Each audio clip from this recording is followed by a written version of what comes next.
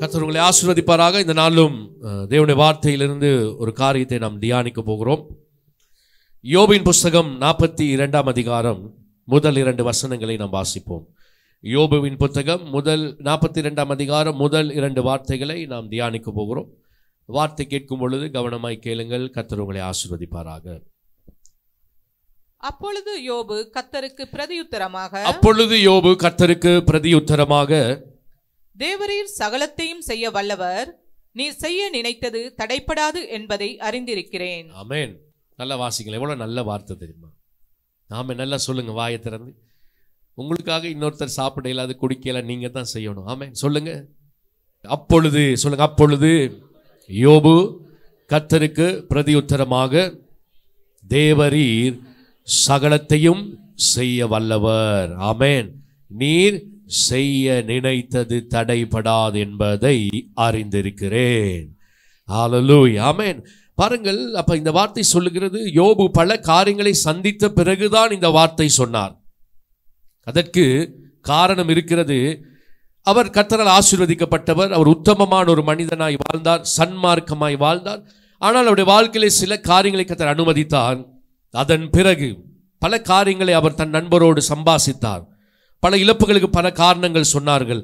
ஆனால் கர்த்தர் பேச ஆரம்பிக்கும் பொழுது ஆண்டவரை குறித்து அவர் சொன்னார், நீர் சகலத்தையும் செய்ய வல்லவர், நீர் செய்ய நினைத்தது தடைபடாது.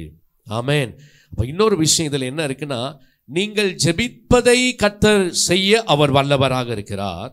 நீங்கள் நினைத்ததை பார்க்கிலும் செய்ய அவர் வல்லவராக இருக்கிறார். ஆனாலும் கர்த்தரும் உங்கள் வாழ்க்கையிலே செய்ய நினைத்தது ஒன்று இருக்கிறது. ஆமென். இங்க இருக்கிற விஷயம் அதுதான் முக்கியமான ஒரு பகுதி. எந்த வார்த்தையை நாங்கள் எல்லா விதத்திலும் ஆவியானவர் ஒவ்வொரு நேரம் பேசுவார். ஆமென். சில ஒரே வார்த்தையை பலவிதமானவங்களோட பேசியிருப்பார். ஆனாலும் அதே வண்ணமாய் இந்த வார்த்தையில் இன்னும் ஒரு காரியம் இருக்கிறது. என்னவென்றால், தேவர் சகலத்தையும் செய்ய வல்லவர். ஆனால் வேதம் நீர் செய்ய நினைத்தது. ஆமென். அவருக்கு எதுவும் செய்யலாம். கடந்த கிழமை நான் பிரசங்கித்தேன், தேவன் தன்னுடைய மகிமைக்காக அவர் எதையும் செய்வார். ஹல்லேலூயா. எதையும் செய்வார், எதையும் செய்வார். ஆமென். அதை கேள்வி கேட்க யாராலும் முடியாது. ஆனால் அவர் மகிமை நம்மை அழிப்பதல்ல, அவருடைய மகிமை நம்மை வாழ வைப்பது. ஆமென். கர்த்தர் உங்களை ஆசீர்வதிப்பார். அதே வண்ணமாக தான் இந்த இடத்திலும் என்ன சொல்லப்படுகிறது, அவர் செய்ய நினைத்தது ஒவ்வொரு மனுஷனுடைய வாழ்க்கையிலும் இருக்கிறது. ஆமென். கர்த்தர் செய்ய நினைக்கிற காரியங்கள் மகிமைக்குரியவைகள். ஆமென் சொல்லுவோமா? ஹல்லேலூயா. ஆகவே சுருக்கமாய் நான் பார்க்கும் பொழுது வாசிப்போம். எடுத்துக்கொள்ளுங்கள். யோவான் 17ஆம் அதிகாரம் 2ஆம் வசனம் 5ஆம் வசனம். யோவான் 17ஆம் அதிகாரத்திலே 2ஆம் வசனம் 5ஆம் வசனத்தை நாம் வாசிக்கும் பொழுது, பிதாவே வேலை வந்தது, நீர் கவனிங்கள், வார்த்தை கவனிங்கள். வாசிக்கும் பொழுது, பிதாவே வேலை வந்தது, நீர் உம்முடைய குமாரனுக்கு தந்தருளின யாவருக்கும் அவர் நித்திய ஜீவனை கொடுக்கும் பொருட்டு மாம்சமான யாவர் மேலும் நீர் அவருக்கு அதிகாரம் கொடுத்தபடியே உம்முடைய குமாரன் உம்மை மகிமைப்படுத்தும்படிக்கு நீர் உம்முடைய குமாரனை மகிமைப்படுத்தும். ஆமென். ஆண்டவர் ஒரு மனிதனை மகிமைப்படுத்துவது, குமாரனுடைய வாழ்க்கையிலே பிதா செய்ய நினைத்த ஒரு சித்தம் இருக்கிறது. ஆமென். தன் குமாரனை ஆனாலும் என்ன இருக்கிறது, இந்த பூமிக்கு அனுப்பும் பொழுது பிதாவுக்கு ஒரு சித்தம் இருக்கிறது. நீங்கள் எல்லாம் தேவனுடைய குமாரர்கள், நீங்கள் தேவ குமாரத்திகள். நல்ல கவனியுங்கள். தன் குமாரனை மகிமைப்படுத்துவதற்கு பிதாவுக்கு என்று ஒரு நினைவு, பிதா செய்ய நினைத்த காரியங்கள் இருக்கிறது. கடவுளால் ஒரு மனிதன் உயர்த்தப்பட வேண்டுமானால் கர்த்தர் நினைத்தவைகள் உங்கள் வாழ்க்கையிலே நடப்பதற்கு நீங்கள் இடம் கொடுக்க வேண்டும். இடம் கொடுக்காட்டியும் சில பேரை இடம் கொடுக்க வைப்பார். யாரையும் கைவிடார். அவர் நினைத்தது நடக்கும். ஹல்லேலூயா. கர்த்தர் நல்லவர். நன்மை ஒரு நாள் நீங்க இதெல்லாம் கடந்து வரும் பொழுது நீங்க சொல்லுங்க, கர்த்தர் நல்லவர் சொல்வீங்க. ஆமென். ஆமென். சில இடங்களில் கர்த்தர் உங்களை நடத்தி வரும் பொழுது ஒரு இடத்துல கர்த்தர் கொண்டாந்து உங்களை நிறுத்துவார். ஆமென். ஒரு சில நேரம் நீங்க அலைஞ்சு தெரிஞ்சிட்டு இருப்பீங்க. ஆனால் ஒரு நாள் வரும். சில நேரம் அது சடுதியில் வரும். ஆமென் சொல்லுங்க. ஒரு சில நிமிஷங்களில் வரும், ஒரு சில நாட்களில் வரும் பொழுது கர்த்தர் உங்களை வைக்க வேண்டிய ஸ்தானத்திலே கர்த்தர் வைப்பார். ஆமென். கர்த்தர் உங்களை ஆசீர்வதிப்பார். அதான் தேவனுடைய சித்தம். அப்ப தேவன் சொல்கிறார், பிதாவை கனம் பண்ண மகிமைப்படுத்த குமாரனுக்கு தேவன் சில கிரியைகளை கொடுத்தார். அதே வண்ணமாய் குமாரனை மகிமைப்படுத்துவதும் பிதாவினுடைய வேலை. இப்ப குமாரன் சொல்கிறார், நீர் எனக்கு கொடுத்தவைகளை கொண்டு நான் உம்மை மகிமைப்படுத்தினேன். இதோ பிதாவே, வேலை வந்தது, என்னை நீர் மகிமைப்படுத்தும். ஆமென். சொல்லுங்க, வேலை வந்தது. நல்ல வாயத்தோருங்க, வேலை வந்தது, என்னை மகிமைப்படுத்தும். அப்புறம் யோசிப்பீங்க, ஏன்டா சொன்னேன் சொல்லி. ஆனால் கடைசியில் சொல்லுவீங்க, நல்லா சொல்லுவீங்க. ஆமென். கர்த்தர் உங்களை ஆசீர்வதிப்பார். ஆமென். தேவ பிள்ளைகளே, கர்த்தர் நம்மை வழிநடத்துகிற விதம் மிக வித்தியாசமானது. கர்த்தர் நம்மை உயர்த்துகிற விதம், உங்களுடைய கல்வியோ உங்களுடைய பணத்தையோ வைத்து கர்த்தருக்கு உங்களை அவர் மகிமைப்படுத்த வேண்டும் என்ற எந்த கட்டாயமும் எந்த தேவையும் கர்த்தருக்கு இல்லை. அவர் ஒரு மனிதனை மகிமைப்படுத்துவது இல்லை என்றால் அந்த ஒரு மனிதனுடைய வாழ்க்கையில் அவர் செய்ய நினைத்ததை அவர் செய்கிற வழியே வேறு விதமாக இருக்கும், வித்தியாசமாக இருக்கும். 5ஆம் வசனத்தை வாசிக்கும் பொழுது, பிதாவே, உலகம் உண்டாகிறதற்கு முன்னே உம்மிடத்தில் எனக்கு உண்டாய் இருந்த மகிமையினாலே இப்பொழுது நீர் என்னை உம்மிடத்திலே மகிமைப்படுத்தும். சொல்ல, பிதாவே, உலகம் உண்டாகிறதற்கு முன்னே உம்மிடத்தில் எனக்கு மகிமை இருந்தது, இப்பொழுது நீர் என்னை உம்மிடத்தில் மகிமைப்படுத்துவீராக. நல்ல கவனிங்க, கர்த்தர் உங்களை மகிமைப்படுத்த போகிறார். அது தேவன் செய்ய நினைத்த ஒன்று. ஹல்லேலூயா. ஆனால் இதோட நான் இன்னொரு விஷயத்தை நினைக்க விரும்புகிறேன். நீங்கள் நினைச்சுக்கொள்ள, மகிமைப்படுத்துறாரு. இப்பதான் இயேசுவுக்கு என்ன ஆரம்பம்? இப்பதான் சந்தோஷம் ஆரம்பம். அப்படியா? இல்லை. சில நேரம் ஆண்டவர் உங்களை உயர்த்த முன்பதாக சில விஷயங்களை வாழ்க்கையில் அவர் அனுமதிப்பார். அவர் அனுமதிப்பது நல்லதுக்கு. தன் குமாரனே ஆனாலும், நல்ல கவனிக்கணும், தன்னுடைய ஒரே பேரனான குமாரனே ஆனாலும், அவர் தேவனுடைய ஆவியிலே அபிஷேகம் பண்ணப்பட்டவர் ஆனாலும், அந்த பிதாவின் மகிமையை சந்திக்க அந்த இடத்துக்கு கொண்டு போக முன்பதாக பிதா தன் குமாரனுக்கு சில விஷயங்களை அனுமதித்தார். தன் குமாரனுக்கு அவர் வைத்திருந்த இடம் என்ன தெரியுமா? பிதாவின் வலது பாரிசத்திலே அவர் அமர வேண்டும். ஆமென் சொன்னீங்களா? தன் குமாரனுக்கு அவர் வைத்திருந்த மகிமை என்ன தெரியுமா? எல்லா நாமத்துக்கும் மேலான நாமத்தை ஒரே பேரான குமாரனுக்கு கொடுப்பது. ஆமென். தன் குமாரனுக்கு வைத்திருந்த மகிமை என்னவென்றால், உலகத்திற்கு சகல அதிகாரம் துரைத்தனங்களுக்கு மேலாக அவர் ஒருவரை ஆண்டு கொள்ள வைப்பது. ஆமென். அந்த மகிமையின் வேலை வரும் பொழுது தன் குமாரனை ஆனாலும் அவர் கொண்டு போன வழிகள் சில இடத்தில் வேதனை, சில இடங்களில் கடினமானது. ஆனால் அந்த இடங்களில் எல்லாம் தேவன் அவரோடு கூட இருந்தார். நான் சொல்றேன், சில மகிமை வர முன்பதாக, தேவன் செய்ய நினைத்த காரியங்கள் வர முன்பதாக யோபுவை போல சில தருணங்கள் வரும்.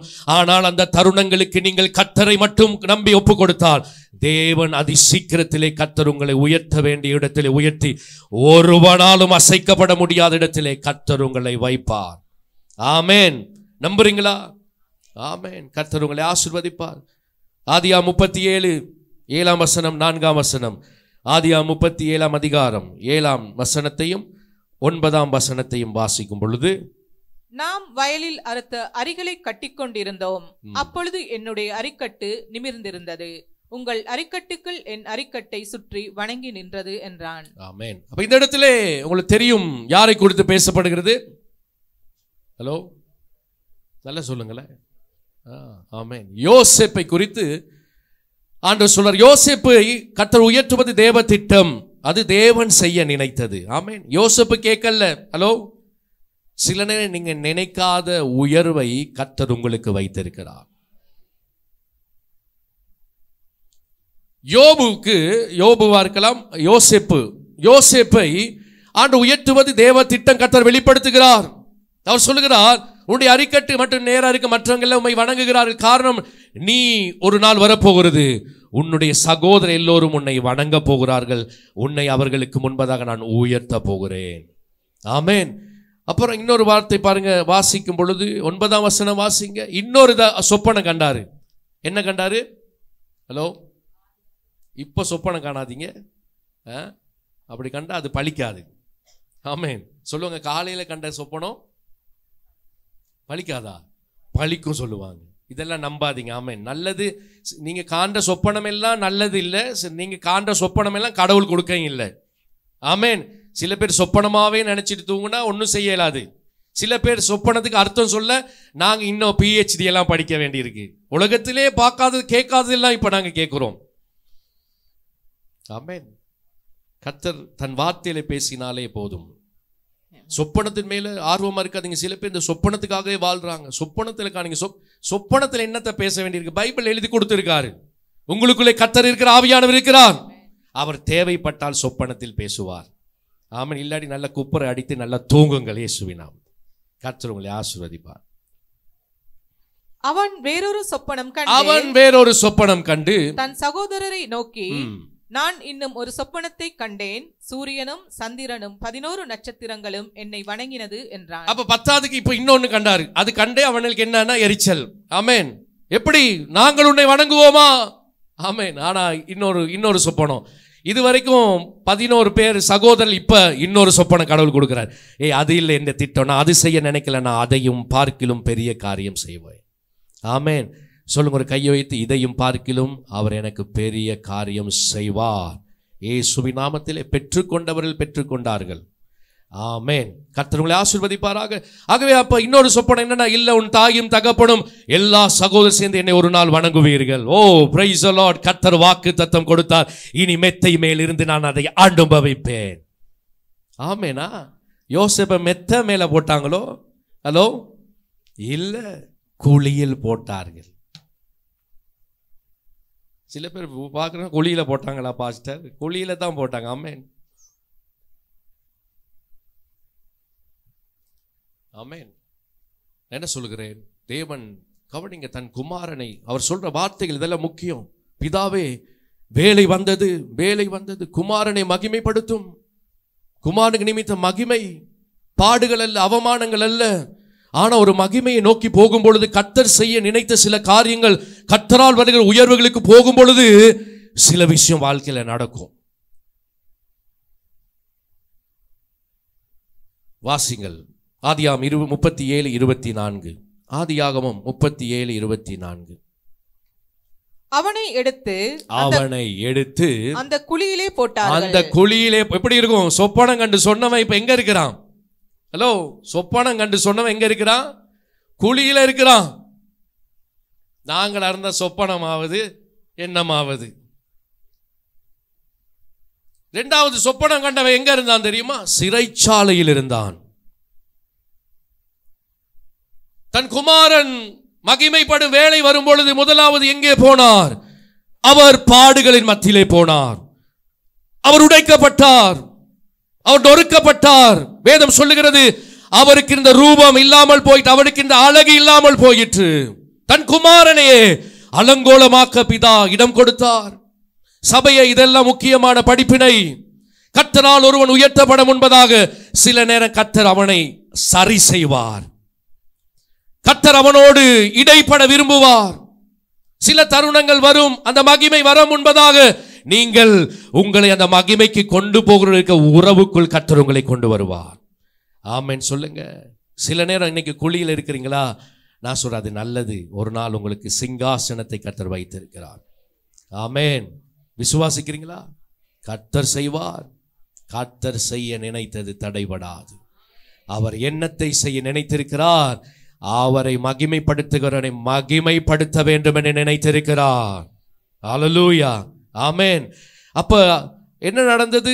சொப்பனம் வந்துச்சு, எல்லாம் நல்லா இருந்துச்சு, வாக்கு தத்தம் வந்துச்சு. அப்புறம் தான் பிரச்சனை ஆரம்பம். 23 வாசித்தீங்களா? 39:23. கர்த்தர் அவனோடே இருந்தபடியினாலும் அவன் எதை செய்தானோ அதை கர்த்தர் வாய்க்க பண்ணினபடியினாலும். ஆமென் சொல்லுங்க. ஹல்லேலூயா. இப்ப எங்க இருக்கிறான் தெரியுமா? யோசேப்பு எங்க இருக்கிறார்? சிறைச்சாலையில் இருக்கிறார். சொல்லுங்க, சிறைச்சாலையில் இருக்கிறார். உங்களை பேச வைக்கிறதுக்கே பல ஆண்டு போய்விடும் போல இருக்கிறது. சொல்லுங்க, அவன் சிறைச்சாலையில் இருந்தான். ஆமென். சிறைச்சாலையில் இருந்தாலும் நீங்கள் உடைக்கப்படும் பொழுதும் நல்ல கவனிங்க, நீங்க அந்த அவமானத்தின் மத்தியிலும் போகும், உங்கள் அழகு கெடுக்கப்படும் பொழுதும் கர்த்தர் உங்களோடு இருக்கிறார். நாசர் உங்களோடு தான் இருக்கிறார், உங்களோடு தான் இருக்கிறார்.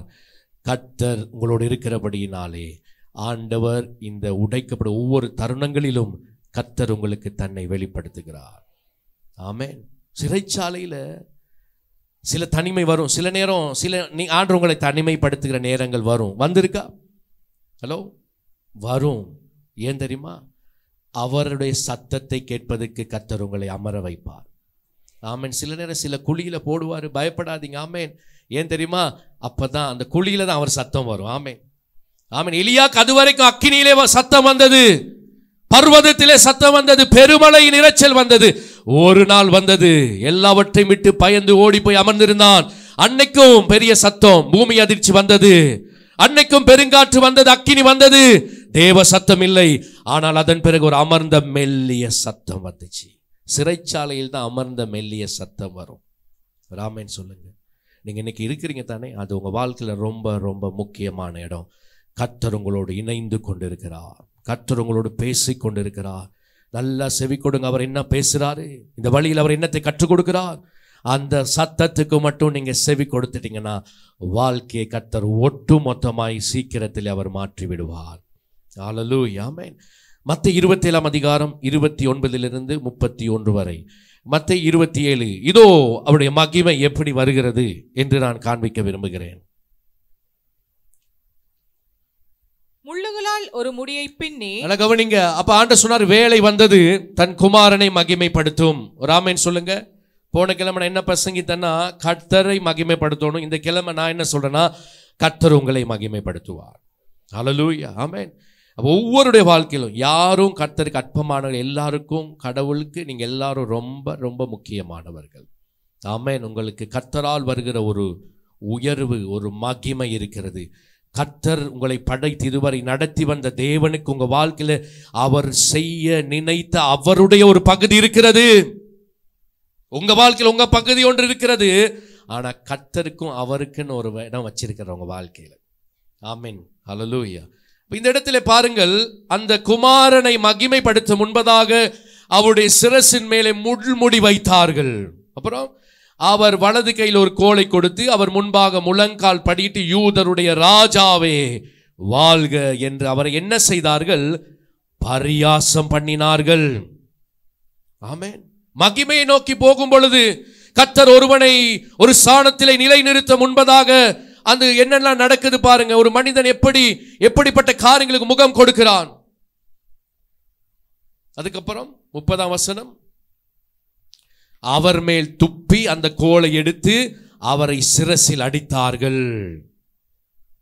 ஆமென். என்ன பாருங்க, ஃபீல் பண்ணாதீங்க ரொம்ப. என்ன பாருங்க, பாருங்க, இதெல்லாம் கர்த்தர் அனுமதிக்கிறார். யாருக்கு அனுமதிச்சிருக்கிறார்? தன் குமாரனுக்கு அவர் அனுமதித்திருக்கிறார். ஆமென். தேவன் தன் குமாரனுக்கு இதெல்லாம் அனுமதிக்கிறார்னா அவருக்கு அவர் வாழ்க்கையில எந்த அளவுக்கு ஒரு மனுஷன் உயர்த்தணும்னு சொல்லி நினைக்கிறாரோ அந்த அளவுக்கு அவர் உயர்த்த போகிறார். ஆமென் சொல்லுங்க. நான் சொல்லுங்க, நீங்கள் பட்ட உபத்திரவங்கள், உங்கள் கண்ணீர், நீங்கள் சகித்து கொண்டது, நீங்கள் கர்த்தரை விடாமல் பின்பற்றிய எந்த ஒரு தருணமும் கர்த்தர் வீணாய் போக அனுமதிக்கவே மாட்டார். அவை எல்லாவற்றையும் உங்கள் மகிமைக்காக அவர் பயன்படுத்துவார். ஹல்லேலூயா, ஆமென். அப்ப தன் குமாரனை பாருங்க, நான் என்ன சொல்றேன்னா, அவர் போகிற மகிமை மிக பெரியது. ஆமென். நான் ஆரம்பத்தில் என்ன சொன்னேன்? தன் குமாரன் எப்படி மகிமைப்படுத்த போகிறார்? எப்படி மகிமைப்படுத்த போகிறார்?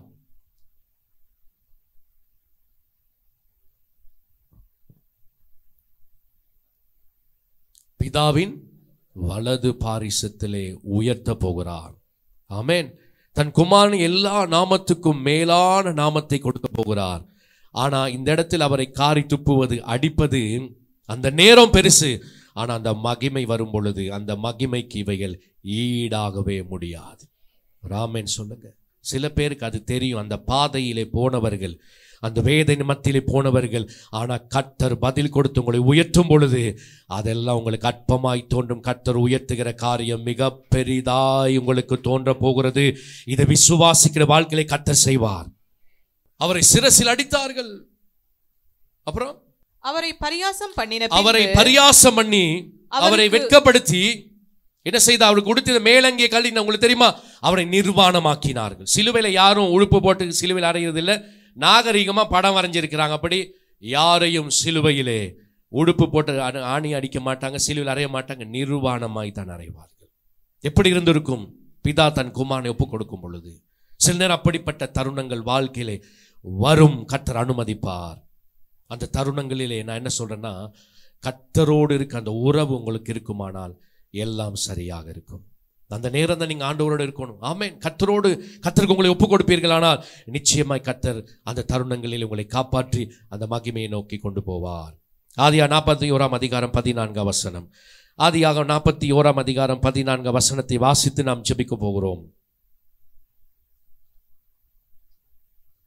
அப்பொழுது பார்வோன் யோசேப்பை நல்ல கவனிங்க. அப்பொழுது பார்வோன் யோசேப்பை அழைப்பித்தான். ஆமென். நல்ல கவனிங்க.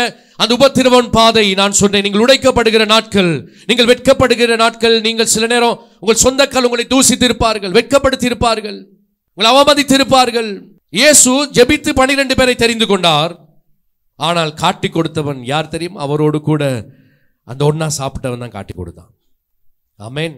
ஹல்லேலூயா. அது அவருக்கு வேதனை இல்லை. அவர் முழுதும் ஜெபம் பண்ணி தெரிந்து கொண்டார். ராமேன் சொல்லுங்க. யோசேப்பை யார் குழியில் தள்ளினது? வெளிநாட்டில இருந்து வந்தவனா? இல்ல. யாரு? சொந்த சகோதரர்கள். அவன் எப்படி இருந்திருக்கும்? ஏன் தெரியுமா? ஏன் பாருங்க, இந்த தருணங்கள் யோசித்து பாருங்க. எப்படி கர்த்தர் உயர்த்தும் பொழுது எப்படிப்பட்ட நபர்களை கர்த்தர் பயன்படுத்துகிறார், எப்படிப்பட்டவர்கள் மூலம் உடைக்கப்படுகிற தள்ளப்படுகிறார்கள். சில அந்த தருணம் உங்க வாழ்க்கையில் வந்திருக்கும். நீங்க வெட்கப்பட்ட இடத்துல கர்த்தர் உங்களை உயர்த்துவார். ஒருவனும் பேச முடியாத அளவுக்கு கர்த்தர் உயர்த்துவார். ஆமென். செய்வாரா? உங்க குடும்பத்தில் ஆண்டு உங்களை உயர்த்துவார். ஆமென். சொந்தங்கள் மத்தியில் உயர்த்துவார். ஊழியத்திலே கர்த்தர் உயர்த்துவார். உங்கள் வேலையிலே கர்த்தர் உங்களை உயர்த்துவார். அது தேவன் செய்வது, செய்ய போகிறார். பக்கத்தில் பார்த்து சொல்லுங்க, கர்த்தர் செய்ய போகிறார். நல்லா சொல்லுங்க, செய்ய போகிறார். ஆமென். தேவன் செய்ய போத தடுப்பவன் ஒருவனும் கிடையாது. ஹல்லேலூயா. ஆமென். கர்த்தர் உங்களோடு இருக்கிறார். கர்த்தர் உங்களை ஆசீர்வதிப்பார். நான் என்ன சொல்றேன்னா, அப்படி வரும் பொழுது சில மாற்றங்கள் கர்த்தர் எப்படி வந்துச்சு தெரியுமா? சிறைச்சாலையிலிருந்து செய்தி போகவில்லை பார்வோனுக்கு, யோசேப்புக்காக சிறைச்சாலை, அரண்மனையிலிருந்து, சிங்காசனத்திலிருந்து கர்த்தர் சிறைச்சாலைக்கு செய்தியை கொண்டு போனார். அதுதான் அங்க இருக்கிற அழகு. ஆமென். கர்த்தர் அப்படி செய்ய வல்லவர். ராமன் சொல்லுங்க. கர்த்தர் உங்களுக்கு வர வேண்டிய அழைப்பை நீங்க தேடி போவாதீங்க. கர்த்தர் சொன்ன நேரத்தில் உங்களுக்கு தேடி வரும். ஆமென். கர்த்தர் உங்களை உயர்த்துகிற நேரம் வரும் பொழுது கர்த்தர் அதை செய்வார். வேதம் சொல்லுகிறது, பார்வோன் யோசேப்பை அழைப்பித்தான். யோசேப்பு போய் கெஞ்சவில்லை, யாரிடத்திலும் காலில் விழல. அவன் பொறுமையா காத்திருந்தான் தேவ சமூகத்திலே. உபத்திரவமான சிறைச்சாலையில் இருந்தாலும் அவன் கர்த்தரோடு தான் தேவ சத்தத்துக்கு செவி கொடுத்தான், பொறுமையா இருந்தான். ஆனால் ஒரு நாள் வந்தது, வேதம் சொல்லுகிறது, அவனை திடீரென்று தீவிரமாய் ராஜ அழைப்பித்தான். ஆமென் சொல்லுங்களேன். சில பேருக்கு அப்படியான சில அழைப்புகள் வரும், கர்த்தரால் வரும். உயர்த்தப்படுகிற அழைப்புகள் உங்களை நோக்கி வரும். ஆமென். அப்பொழுது பாருங்க என்ன நடந்தது. அவனை தீவிரமாய் காவல் கிடங்கில் கொண்டு வந்தார். அவன் சவரம் பண்ணிக்கொண்டு வேறு வஸ்திரம் தரித்து பார்வோனிடத்திலே வந்தான். ராமன் சொல்லுவோமா? அந்த குமாரனை அலங்கோலமாக மாற்றுவதற்கு, இல்லை என்றால் அவர் வெட்கப்படுவதற்கு, அவரை காரி துப்புவதற்கு பிதா ஒப்பு கொடுத்தது உண்மை.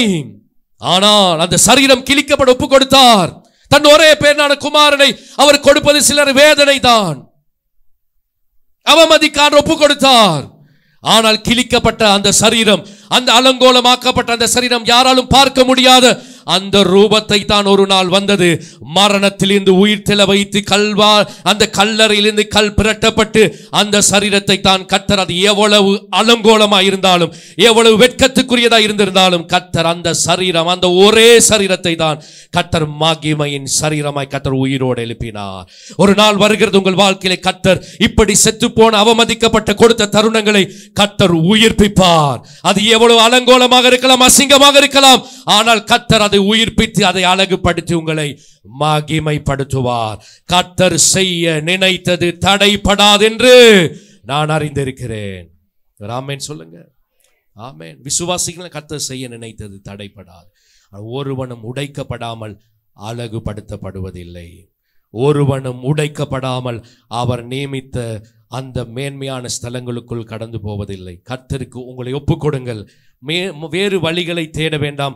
கர்த்தருக்கு உங்களை ஒப்புக் கொடுங்க. கர்த்தர் உங்களோடு இருக்கிறார். கர்த்தர் உங்களை உயர்த்துவார். ஆமென். எத்தனை பேர் சொல்றீங்க நீங்க இப்ப நடந்து போற உங்கள் அந்த கடினமான பாதையிலே ஆண்டவர் உங்களை அனுமதிச்சிருக்கிறார்னா அது உங்க வாழ்க்கையில திரும்பி வரும் பொழுது நீங்க அதை ஆண்டு கொள்ளுகிறவனாய் கர்த்தர் உங்களை நிலைநிறுத்துவாராக. ஆமென்.